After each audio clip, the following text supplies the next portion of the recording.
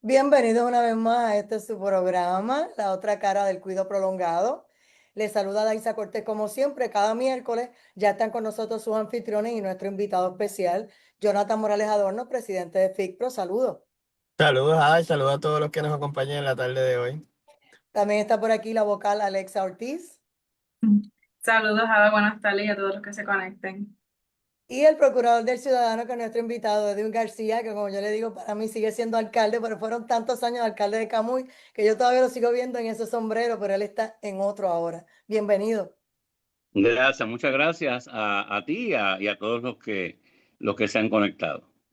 Pues mira, estoy contenta y la palabra que usa Jonathan es emocionado, porque hay gente que hace que las cosas pasen y la oficina del Ombudsman y las organizaciones de centros de cuidado prolongado como él, que son más o menos 600 dueños de hogares, hay otra organización también que en total agrupan más o menos 1000 y pico, no habían tenido a lo mejor las mejores relaciones y los intereses como que no llegaban a cuadrarse. Y de momento pues veo que ustedes los han estado ayudando sin saber nosotros que ustedes íbamos a hacer esta conexión para el programa.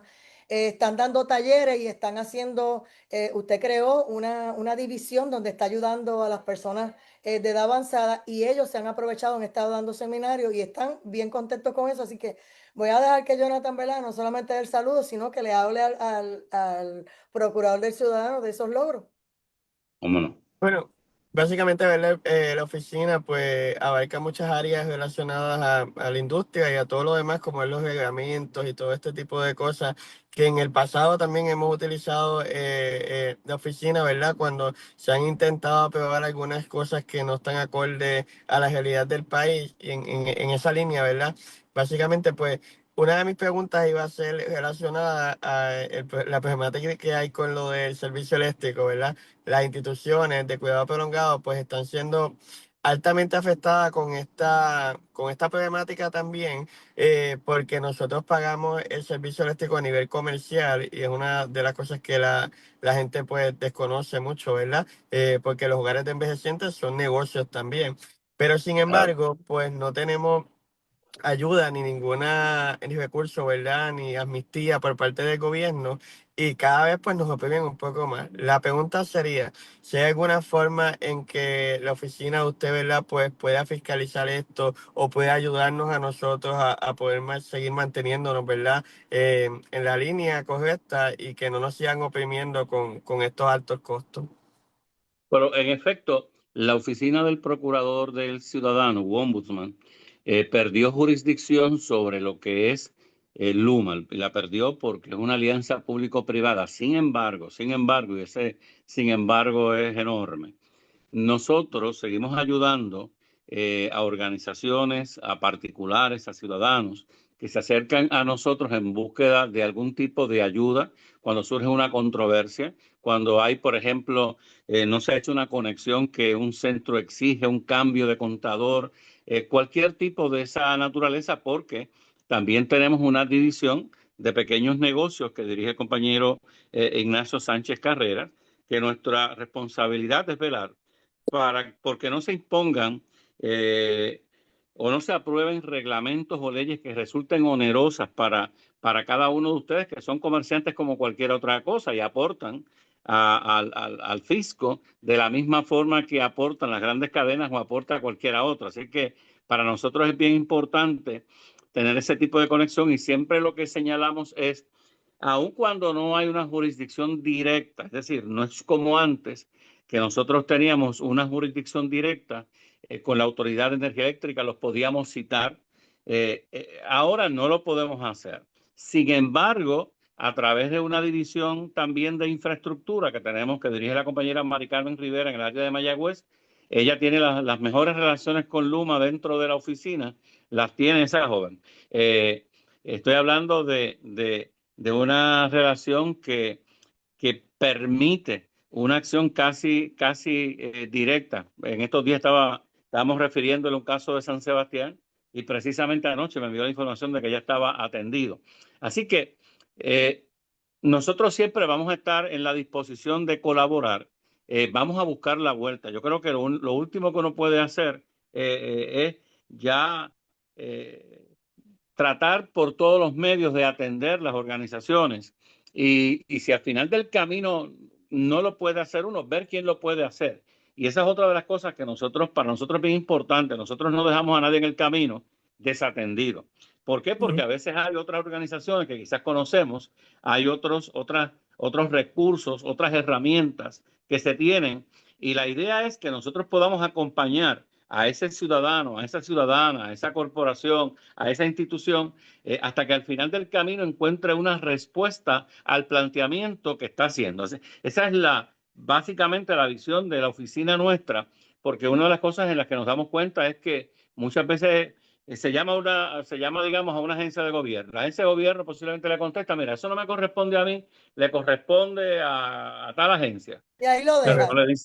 no le dice nada más, así que hay que acompañar a las personas y nosotros estamos en esa disposición. Otra de las cosas, ¿verdad?, que ha hecho el Ombudsman y que quizás muy pocas personas lo conocen, ha sido con las deudas con el Departamento de la Familia y los hogares, ¿verdad? Así que la oficina también ha sido un aliado en esa parte. Cuando el departamento ha tenido esas deudas altas con la industria, pues hemos podido tocar la puerta y nos han escuchado y han sido nuestros aliados también en ese tema. Así que me gustaría también abundar de eso porque son cosas que la gente realmente desconoce que hace la Totalmente. oficina. Y te agradezco la pregunta y el comentario a su vez, porque la gente no tiene idea de todo lo que hacemos. Nosotros hacemos cientos de cosas que atienden reclamos que nos hace la ciudadanía, que nos hacen dueños de corporaciones como las de ustedes, de negocios, ¿verdad? Eso no lo quisiera decir llanamente, que dan unos servicios extraordinario, porque ya no estamos hablando de que venden ñame y yautía, estamos hablando de servicios a una población sumamente importante para todos nosotros. Y en ese sentido, nos complace sobremanera cuando podemos atenderles, cuando podemos indagar al Departamento de la Familia de por qué no han hecho un pago, porque a veces pasan 3 meses, 4 meses, y eso no se justifica. Y no se justifica porque hay un acuerdo. El acuerdo es yo cuido y tú me pagas por esos cuidos. Si yo no cumplo, tú me tienes que decir en qué no cumplo. Pero no puede ser que no me estés pagando sin decirme ni siquiera que no estoy cumpliendo en algo o ni siquiera me has visitado. Así que yo creo que en ese aspecto nuestro equipo de trabajo está muy comprometido con los centros, de que el Departamento de la Familia pague. Creo que hemos tenido cierto éxito en ese aspecto, pero ciertamente con la ayuda de cada uno de ustedes, que son los colaboradores. O sea, nosotros somos colaboradores de ustedes, pero ustedes también son colaboradores nuestros, porque en la medida en que ustedes nos traen un planteamiento, se mejora el servicio que el Departamento de la Familia tiene que dar. Y lo que queremos es que al final del camino, esa persona que está en un centro siga en ese centro, que esté bien atendida, y que no llegue el momento en donde el dueño del centro, los dueños digan, bueno, yo no puedo atenderlos más, los familiares se los tienen que llevar porque no sabemos allá qué servicio le van a dar. Así que nuevamente nosotros nos ponemos, ¿verdad? Y a la gente que nos escucha, yo les digo lo siguiente: cuando tengan una duda de qué servicios da la oficina del Procurador del Ciudadano, que marquen el teléfono, el 724-7373. Y si no, pueden marcar el de este servidor, que es el 242-6563, que ese es mi número de celular, y me pueden llamar en cualquier momento.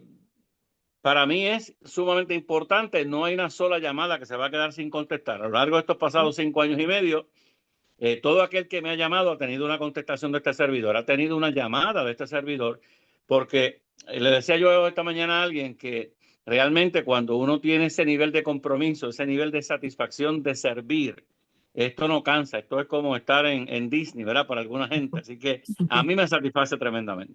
Correcto.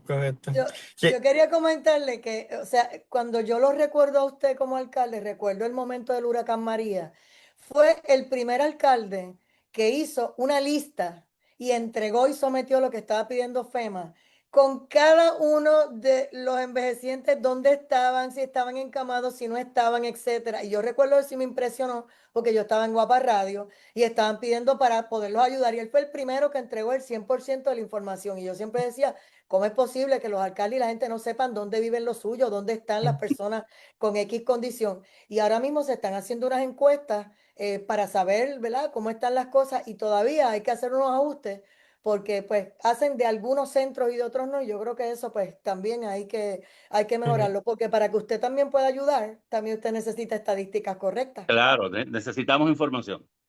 De hecho, y otro tema que quiero tocar rapidito es que las personas desconocen que cuando se aprueban reglamentos en Puerto Rico o antes de aprobarse los reglamentos tienen que pasar por la oficina del ombudsman. Y eso es un detalle bien importante porque allí es donde se paralizan los reglamentos o los reglamentos no se terminan aprobando, ¿verdad? Porque tienen un efecto directo o indirecto hacia X o Y negocio. Y podemos mencionar lotería, transportación en obras públicas, hogares de envejecientes. Todos los reglamentos que se trabajan en Puerto Rico, ¿verdad?, tienen que pasar por la oficina del procurador. Eso es un tema interesante porque las personas a veces desconocen que pueden enviar sus memoriales allí, sus aportaciones Claro. también, y si hay algo que les incomoda en ese sentido. Así que le hago la pregunta al procurador, o no la pregunta, para que usted oriente lo que hace la oficina en base a eso que nos afecta al final del día las ejecuciones de esos reglamentos.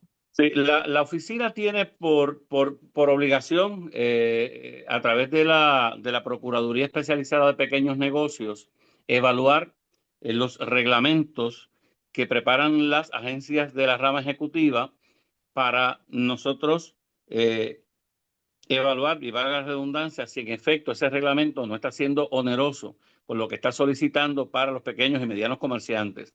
Y es importante, ¿verdad?, que se entienda que a pesar de que se supone que nosotros atendamos a aquellos comerciantes o negocios que tienen menos de 15 empleados, nosotros atendemos a todos. Puede tener 200, 500.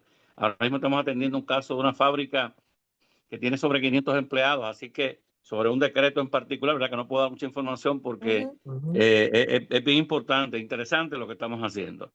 Entonces, cada vez que llega un reglamento o que la agencia no pone al día sus reglamentos, nosotros intervenimos para que esa agencia ponga al día sus reglamentos. Y de igual manera, cuando tenemos que citar a funcionarios de la agencia que están promoviendo ese reglamento, los citamos para que nos expliquen por qué, digamos, se está cobrando una cantidad X, Y o Z, por qué ahora se están enmendando unos términos. Importante mencionar, hay un proyecto de ley que se está presentando, que nosotros nos estamos oponiendo, ¿verdad? Ese proyecto de ley persigue que sea un reglamento en el que se impugne una parte del mismo y el reglamento se quede vigente. Y nosotros próximamente vamos a estar en una vista pública en donde nos estamos oponiendo precisamente a que se pretenda hacer eso. Si se impugna el reglamento, se impugnó.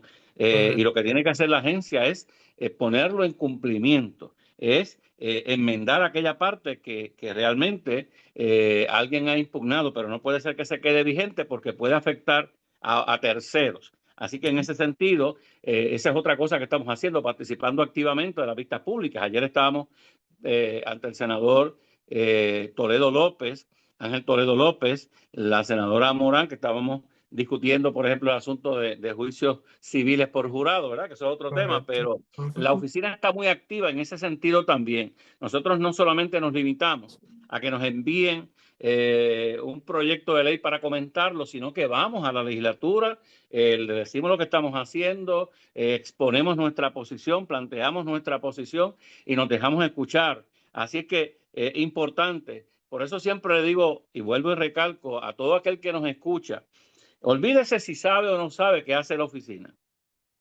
Olvídese si sabe o no sabe. Usted llame. Usted lo que tiene que hacer es llamar. ¿Qué puede ser? Que le digamos, mire, eso lo va a atender, eso lo atiende la procuradora del paciente, pero nosotros no le vamos a dejar solo. Nosotros vamos a llamar a la Procuraduría del Paciente, con quien tenemos muy buena relación. Allá vamos a darle seguimiento hasta que le atiendan. O sea, que en el proceso también, independientemente de que sea esa Procuraduría la que tiene que atender el caso, esa Procuraduría más adelante va a recibir una llamada. Quiero saber si el caso que les referimos ya se atendió. Yo hablo de la palabra atender y no de resolver, porque ciertamente hay ciudadanos que no tienen razón en el planteamiento que están haciendo. Pero el ciudadano sí tiene derecho a que se le atienda, a que se le escuche. Es lo menos que puede hacer cualquier agencia de gobierno con cualquier ciudadano que plantee un asunto en el que tiene dudas. Yo le pregunto, porque yo sé que Jonathan Morales se tiene que retirar y seguimos acá, pero ¿hay algún proyecto en la legislatura, algo que le preocupe a usted, ¿verdad?, como procurador, del ciudadano que nos deba traer, que esté ahora mismo sobre la palestra pública, que tenga que ver con los envejecientes y que esté Bueno, ahora ese proyecto, en efecto, este proyecto, el 7, creo que es el 713, es un proyecto que es importante echarle el ojo porque se podría aprobar, digamos, en la legislatura un proyecto que deje vigente un reglamento que está impugnado. Así que para nosotros eso no tiene sentido. Que recuerden el momento, sé que hemos hecho decenas de ponencias, Ajá. especialmente en la parte de recreación y deportes, cómo se atienden los niños en los parques, si se les permite jugar a mediodía, si no se les permite, pero específicamente con adultos mayores, sí, hay un planteamiento que yo hago constantemente. Ayer estaba con la senadora Ada Álvarez Conde, con la senadora Jamie Barlucea. Para mí una preocupación muy seria es la siguiente. Usualmente mencionamos, yo tengo 65 años, para que todo el mundo sepa, 65.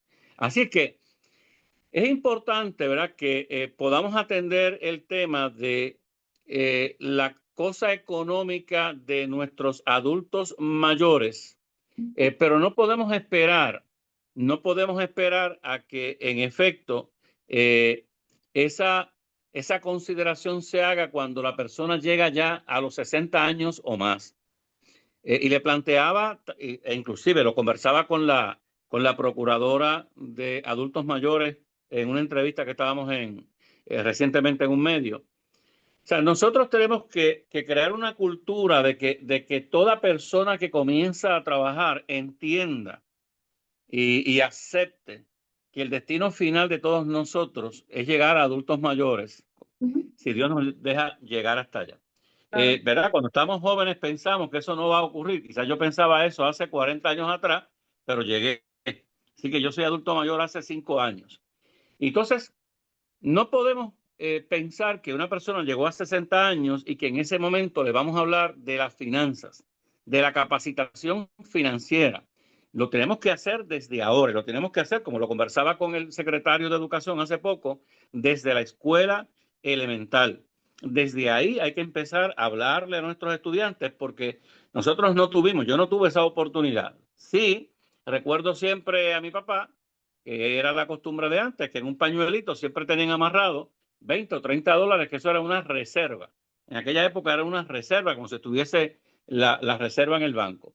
Por lo tanto, en mi oficina, cada vez que reclutamos a alguien, nosotros le comentamos todo esto. Ok, tienes que vigilar tu seguro social, tienes que darle tracto a tu seguro social, tienes que darle tracto a tu ley 106 del gobierno, tienes que darle tracto a cualquier plan que tenga 410K, a cualquier situación que tú entiendas que te va a ubicar en una buena posición económica cuando llegue el momento de retirarte, cual sea esa fecha, ¿verdad? Porque hoy día, ¿verdad? Yo me siento lleno de energía a los 65, hay gente a los 70 que están llenos más de energía que yo y siguen trabajando. Así que eso de que se tiene que retirar es cuando la persona entienda que tiene las condiciones, pero el gobierno, a mi juicio, y todos los que estamos de una o de otra manera ligados a esto, tenemos que insistir con nuestros empleados a que en efecto tengan las mejores condiciones posibles dentro de su área de trabajo para que cuando llegue ese momento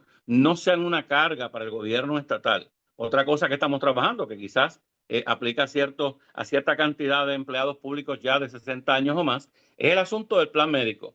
Actualmente lo que se aporta al plan médico son 125 dólares.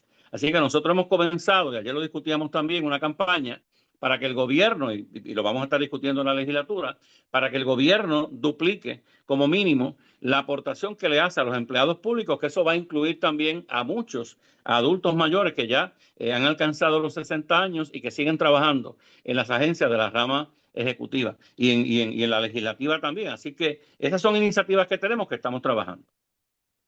Para mí, Alexa Ortiz, ¿alguna pregunta de tu Bien, parte? hola, buenas tardes, un placer. Placer. Tenía conocimiento de que Jonathan pues tenía unos compromisos, así que pues lo dejé hablar y pues escuché todo desde un inicio. Todo lo que hemos pasado, ¿verdad? Nosotros lo de los hogares ha sido fuerte, empezando, ¿verdad? Por lo del aumento de Luma y Claro. el trabajo, ¿verdad? Nosotros no contamos con ningunos tipos de incentivos, sino que, ¿verdad? Corremos con lo que tenemos en cuanto al Departamento de la Familia, ¿verdad? sobre las deudas que pasan. ¿Ustedes le han hecho algunas recomendaciones a ellos en cuanto a eso? ¿Han llegado a tener como que ese tipo de conversación, el por qué ellos dejan que esos atrasos lleguen a ese nivel? Puedo entender que quizás hogares que no tengan licencia, pero por lo menos yo, que soy dueña de hogar, he pasado por, ¿verdad?, una serie de cosas que no ha sido ni por licencia, ha sido pues por falta de compromiso más bien del departamento. Sí, en efecto, bajo la administración pasada con Jeanine Rodríguez, que era la secretaria en ese entonces, pero se discutieron cada una de estas cosas. Y como usted bien señala, yo puedo entender que hay asuntos que quizás detengan y requieran que se detenga un pago. Claro. Pero el que se detenga un pago porque un técnico o alguien que quedó en ir a visitar el centro no fue y no ha regresado y No pasa firmaron. una semana y pasan dos, eso no debe ocurrir. Nosotros hace aproximadamente 2 meses que le solicitamos una reunión a la secretaria. Vamos a estar, ¿verdad?, dándole seguimiento y en efecto sé que no, ya hay una fecha programada para la misma. Pero lo importante es, ¿verdad?, que quien dirige el departamento de la familia, en este caso la señora Susan Roy, la secretaria, que tenga un ojo puesto encima de los empleados que atienden los centros. Como dijo ahorita, hay servicios que posiblemente que da el propio gobierno que no afectan a adultos mayores. Entonces, si esta es una población de la que todo el mundo habla y de todo el mundo la quiere proteger, pues eso hay que demostrarlo. Y eso Exacto. se demuestra cuando yo hago un compromiso con un centro, cuando le pago adecuadamente. No solamente que le pago adecuadamente, es que le ayudo en el proceso si le hiciera falta un permiso para operar, si se le ha vencido algún documento. Es decir, que se sea proactivo en ese sentido. Yo creo que el mensaje que vamos a transmitirle a Susan en la reunión que vamos a sostener es que en efecto no seamos pasivos en el proceso. El departamento tiene que ser proactivo y que ese dueño o dueña de centro sienta que hay esa voluntad dentro del departamento de la familia, de todo el componente que tenga que ir a un centro, de todo el componente, porque estamos hablando que un centro genera empleos, genera servicios profesionales, paga agua, paga luz, paga contribuciones, paga 1000 cosas. Compra Entonces, alimentos. compra alimentos, el negocio de la esquina se ayudan familias que no pueden mantener a ese adulto mayor en sus hogares. Así que yo creo que esos son los mensajes, ¿verdad?, que se los dimos a Ciení. Yo creo que en un momento determinado se aceleró el pago. Pudimos intervenir, pudimos ayudar en muchos casos. En otros casos sé que también las organizaciones hicieron lo propio. Así que ese es el tipo de mensaje que nosotros le llevaríamos a la secretaria. Y nosotros, tanto la federación como, ¿verdad?, la asociación, hemos querido que se nos vea, ¿verdad?, como un servicio esencial, porque Lo nosotros es. brindamos, ¿verdad?, un servicio de excelencia y en caso de cuestión de, como María, nosotros fuimos los que abrimos las puertas y recibimos pacientes cuando ya los hospitales ya no podían recibir más. Claro. Lo tenían que, ¿verdad?, desalojar. Yo creo que el departamento de la familia, ¿verdad?, pues como yo digo, no podemos tapar ¿verdad?, el sol con un dedo. Yo sé que hay situaciones, pero yo sé que somos más los buenos, ¿verdad?, los hogares responsables.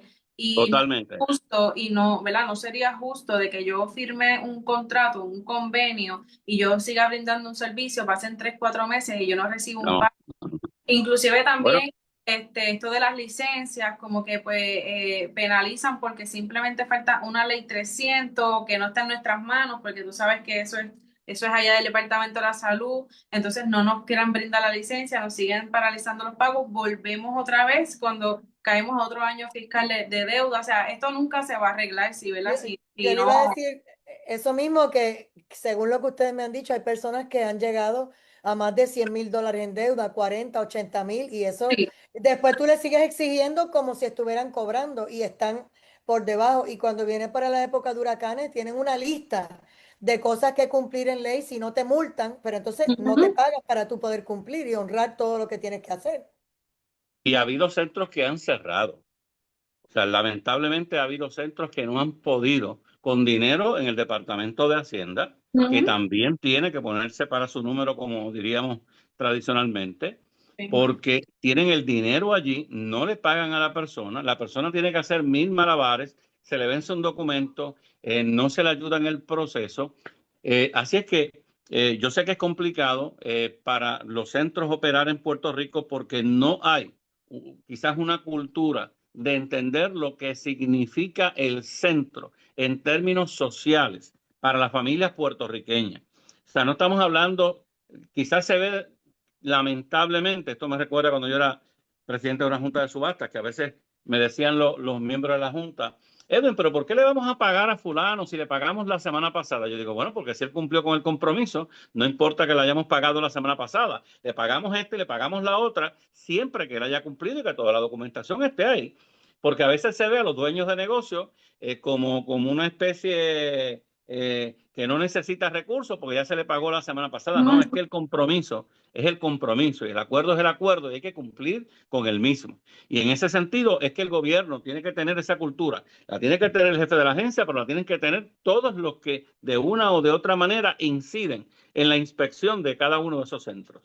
Sí, y es como yo digo, cada vez que, o sea, ¿de qué me sirve de que quieran seguir implementando un documento más para la carpeta, un documento más para la carpeta? No, no. Entonces, no cumplen con los pagos. Entonces, cuando viene, ejemplo, los tiempos, temporada de huracanes, tenemos que tener todo al día, pero ¿cómo nosotros vamos a prepararnos si el servicio no nos han pagado? O sea, ha sido algo fuerte y, ¿verdad? Y esperamos siempre que el compromiso de tanto del gobierno, ¿verdad? Y del departamento, que seamos, que trabajemos de la mano, ¿verdad? No queremos ser el problema, sino la solución. Igual que, ¿verdad? Siempre se le ha dicho como que a los senadores, cámaras representantes, cuando quieren sacar una nueva ley o enmendar algo, que se nos haga siempre un acercamiento, porque no sé si es que, ¿verdad? No tienen el conocimiento de que existen dos organizaciones que representamos los hogares, pero siempre es bueno tener estos lazos de comunicación y me alegro un montón que hayas podido conseguir esa reunión con la secretaria, que yo sé que, bueno, por lo menos para nosotros no ha sido fácil. Y otro punto importante, ayer yo le decía a la senadora Morán lo siguiente, ¿verdad? En mi experiencia de alcalde, a veces la legislatura aprueba un proyecto que le cuesta dinero a un sector productivo. Y el sector productivo no lo sabe, ni los invitan a las vistas públicas. Y le traía 2 ejemplos, por lo menos uno que me tocó a mí como alcalde, cuando se creó la ley 106, eso hizo que el municipio tuviera que hacer unas aportaciones a los empleados que no tenía en presupuesto. Y en ese momento nosotros estábamos considerando un aumento de salario para los empleados. Tuvimos que dejar de un lado el aumento de salario a los empleados, que eso es casi imperdonable, para entonces pagarle al Estado, que aunque era para la aportación que se le hacía al empleado, pero no era lo mismo ni se escribía igual. Yo le decía a ella que cada vez que haya un proyecto de ley que de alguna forma le vaya a imponer una responsabilidad económica, no importa a quién, que esa persona debe estar ahí, invitada para que pueda preparar su ponencia, para que pueda defender, para que pueda hablar, para que se le pueda escuchar. Porque de ordinario eso no ocurre. Y es lamentable porque luego, cuando usted va a sacar los numeritos de la operación, dice, espérate, pero si esto me lleva casi a la quiebra. O sea, ya no tengo el nivel del margen de ganancia que tengo que tener porque son centros, los centros que ustedes operan y otros centros, y a veces el nivel de ganancia no es amplio. Segundo, que de momento explotó la estufa, reventó aquello y hay que salir a comprarlo. Nadie le va a decir, mira, nosotros te vamos a poner ahí 1000 pesos para que lo hagas. Así que hay que tener mucho cuidado con eso. Eso que usted acaba de decir, ellos tienen la experiencia que siempre se enteran después cuando ya le toca el cargo. Ella acaba de decir algo muy importante sobre el tema de que se considere como servicio esencial, porque como mencionamos en época de huracanes, pero también pueden ser terremotos o cualquier otro momento. También. Ellos tienen que hacer la fila para gasolina en los supermercados como cualquier hijo de vecino, no los tratan como una forma esencial donde el gobierno les dé la mano y les dé, ¿verdad?, prioridad, igual que se hace a los hospitales y demás, y ellos tienen personas encamadas, personas entubadas, personas en condiciones. La compra, ¿verdad? Estamos hablando de instituciones pequeñas, instituciones grandes, cuando a la hora de hacer compra, no, es un casi de cuántos paquetes de arroz por persona, una caja de, y entonces yo decía, pero si es para un centro, o sea, yo no puedo llevarme esta cantidad porque me voy a quedar corta. Y, o sea, Claro. Exacto. Pero eso, ¿qué podemos hacer desde la oficina del Procurador del Ciudadano cuando en algún momento se plantee este tema? Porque no lo han querido hacer de alguna manera, no sé si es que les cuesta algo, porque realmente ellos no la están pasando bien cada vez que, como dice ella en el supermercado, hay una cuota, bueno, bregue con eso. La gasolina no se puede llevar y ella no puede dejar el centro sin, ¿verdad? Sin planta porque tiene envejecientes allí Pues y fíjense, personas me parece inflamadas. un tema bien interesante que posiblemente no lo hemos atendido en la oficina. Invitaría obviamente a que se nos haga el planteamiento. Yo siempre Formal. digo el número, ¿verdad? Tipo narrativo, porque uno lo ve, pero permite a su vez que otros vean cuál es la problemática. Así que hacemos la invitación. Saben que estamos abiertos. Nosotros, cada vez que se nos pide una reunión de alguien, tratamos de que esa reunión no pase de 2 semanas. Eso Pues de yo que te tomo la reuniones del... palabra.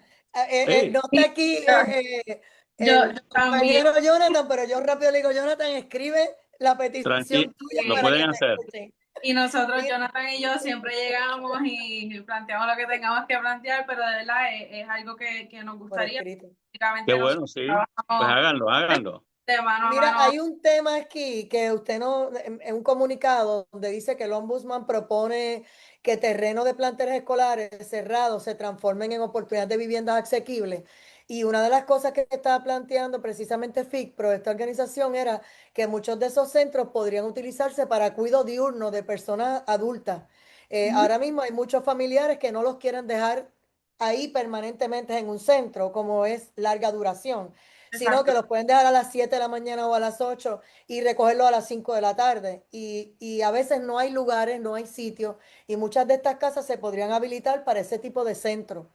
Que pues me interesaba saber su opinión y que se pudiera considerar de alguna Claro. manera, porque Bueno, en efecto, el municipio de Camuy eh, ha operado por muchos años un centro de esa naturaleza, donde atiende usualmente 100 personas que al día, a las 7 de la mañana, se reportan a ese centro, se les da el desayuno, se les hacen actividades recreativas, se les da el almuerzo y cerca de las 2 de la tarde, entre 2 y 3 de la tarde, nuevamente se llevan a sus hogares o los familiares vienen a buscarlos. Para muchas familias es una bendición el que eso suceda. Digo, tenemos 2 centros, tenemos uno en el barrio Pueblo y tenemos uno en el barrio Quebrada, cerca de las cavernas del río Camuy. Así que son 2 centros eh, que mitigan la situación de muchas familias que no pueden mantener durante el día vigilando a una persona porque trabajan, porque tienen otras responsabilidades. Pero entonces el municipio tiene ese centro. Así que lo que se ha planteado es que en Puerto Rico hay 500 escuelas que nadie está utilizando y que nadie le ha puesto el ojo. Y nosotros lo que planteamos es que parte de esas escuelas se pueden dedicar, y nosotros hemos hablado de cerca de 250 escuelas para la construcción de vivienda tipo interés social, por un lado. De igual manera, hay un proyecto que radicó la senadora Ada Álvarez Conde, que lo auspició la senadora Jamie Barlucea, que también plantea este otro tipo de iniciativa. Ayer precisamente teníamos una reunión los tres para ver cómo discutimos las ideas de cada uno, pero cómo al final del camino agrupamos esas ideas en un solo proyecto. Porque lo que no puede pasar y no debe pasar es que estas escuelas se mantengan sin ningún tipo de uso. Fíjense la situación. Actualmente se supone que en el presupuesto de gastos de Puerto Rico se separen 6 millones de dólares todos los años para el mantenimiento de estas escuelas. Eso no se hace. Pero vamos al escenario de que se hiciera. Vamos a pensar de que todos los años se están separando 6 millones de dólares. Pues en los últimos 5 años hubiésemos perdido 30 millones de dólares. 6 por 5, 30. Matemática sencilla. Entonces, ¿qué hubiese pasado con las escuelas? Nada, porque estarían, sí, se les hubiese dado algún mantenimiento, pero sin ninguna utilidad.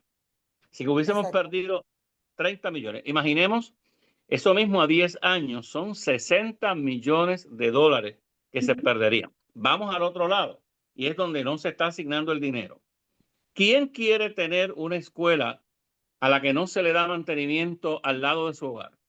¿Quién quiere mantener una escuela al lado de un centro de adultos mayores, de cuidado de adultos mayores? ¿Quién Exacto. quiere tener una escuela abandonada al lado de una escuela, un kinder, por ejemplo, un centro de cuidado de niños? ¿Quién quiere Sí, mantener una escuela al lado de una cafetería, una escuela cerrada que se utiliza como hospitalillo? Así que lo que nosotros planteamos es que de cualquier manera es mejor dedicar cada una de esas escuelas a diferentes servicios que instituciones puedan dar, incluyendo la construcción de unidades de vivienda, centros de cuidado, siempre que haya organizaciones que las puedan mantener, donde quizás la titularidad siempre va a estar o va a estar en el gobierno de Puerto Rico, pero donde el uso y el disfrute, el usufructo, va a estar seguro. precisamente en esa organización, que eso le puede permitir abaratar costos. Porque si yo estoy rentando, digamos, en un espacio que me cuesta, que son $1,000 mensuales, 2,000, 3,000,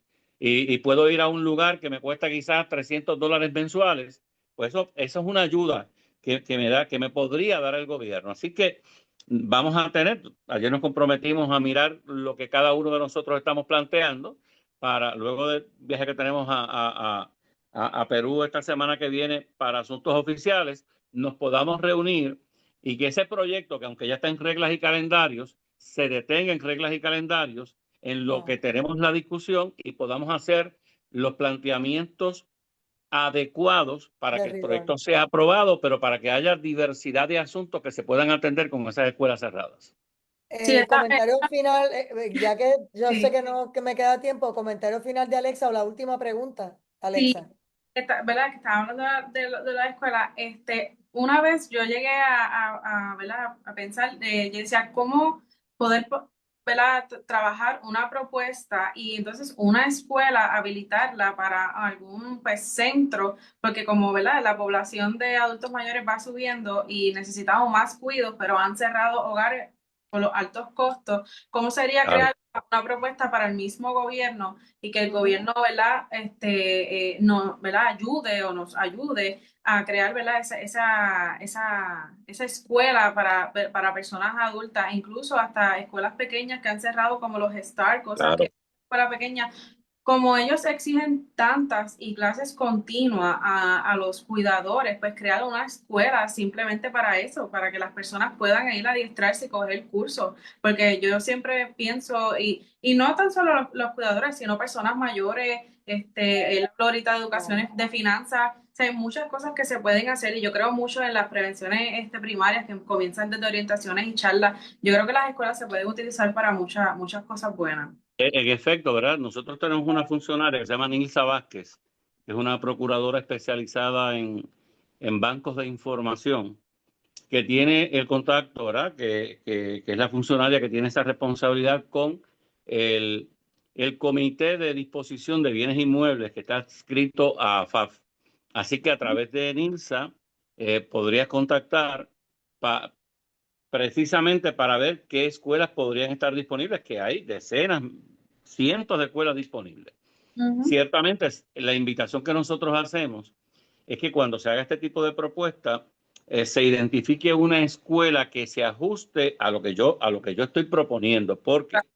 Porque hay escuelas que son amplísimas, difíciles de darle mantenimiento y tienen, qué sé yo, 40, 50 salones.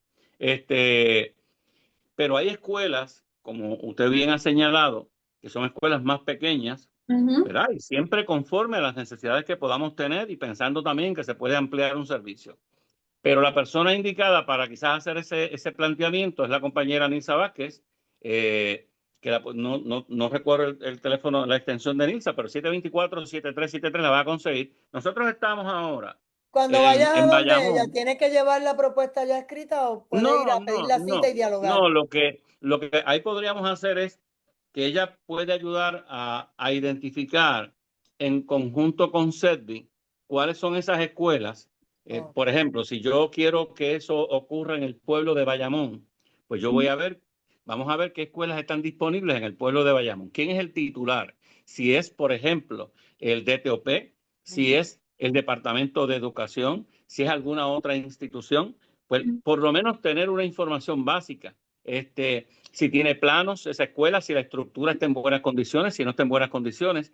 Todo ese tipo de información se puede coordinar con SETB adscrito a FAF para que uno no haga una propuesta para una escuela que eventualmente uno se va a dar cuenta que no sirve para eso. Exacto. Sí, y realmente las escuelas vienen algo preparadas porque obviamente tuvieron que en algún momento recibirle estudiantes en silla de ruedas, Claro.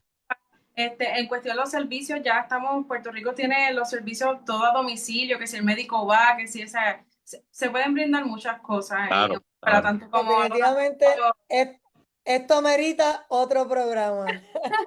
Gracias, Edwin García, procurador del Ciudadano, por haber Siempre a su estado orden. con nosotros. Recordarle siempre a la gente el teléfono 724-7373 y el teléfono de este servidor 242 con el 787-242-6563. Gracias, Edwin. Así es. Placer. Alex Ortiz. Placer. Gracias, Jonathan Morales Adorno, el presidente de FICPRO, Federación de Instituciones de Cuidado Prolongado en Puerto Rico, que nos ha dado la oportunidad de hacer estas comunicaciones y poderle llevar este mensaje no solamente a los dueños de hogares, a los ciudadanos, a los familiares que tienen a sus amados padres o familiares cercanos en Definitivo. estos centros de cuidado, que sepa qué tipo de ayudas ofrece el Procurador del Ciudadano y que sepa que nosotros estamos aquí para darle la mano. Que la pasen bien, linda tarde. Cómo no, muchas gracias. Gracias.